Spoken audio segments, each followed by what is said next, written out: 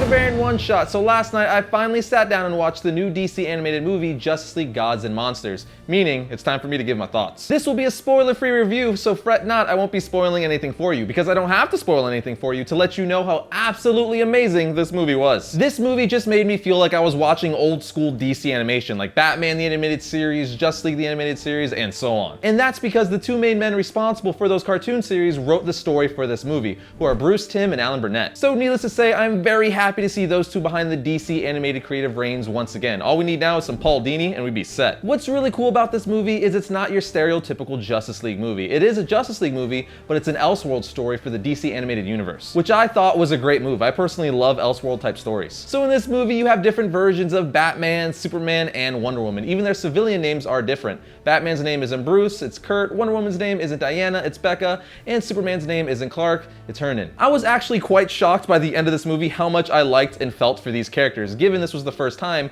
we've ever seen this interpretation of them. I mean, we did see them briefly in the 3 shorts they put up online prior to the movie's release, but you guys know what I mean. All I know is I already want to see them in a sequel, or even their own animated series. The origin for Batman, Superman, and Wonder Woman were great. It fit really well into the overall story. They're really cool new takes and spins on each character, and as we all know from the trailer, Batman is a vampire in this movie, which I loved. It makes sense because, well, Batman. I thought it was a smart move that this movie only focused on the DC Trinity. That way the movie wasn't too crammed trying to explain all 7 members of the Justice League's origin and motivations. Which, yet again, I give a tip of the hat to Bruce Timm and Alan Burnett knowing how to write and pace stories perfectly. The movie was also very violent and gory, which I thought was great and added a more serious and mature feel to it. But that also means some parents might not want their little ones watching this movie. The voice cast was spot on. These are brand new versions of the DC Trinity, so we didn't have Kevin Conroy returning as Batman or Tim Daly returning as Superman. But the new voice actors did a fantastic job, especially Michael C. Hall, who voiced Batman. His tone and demeanor was perfect. Basically, this movie feels very much like Batman the Animated Series, Superman the Animated Series, and so on.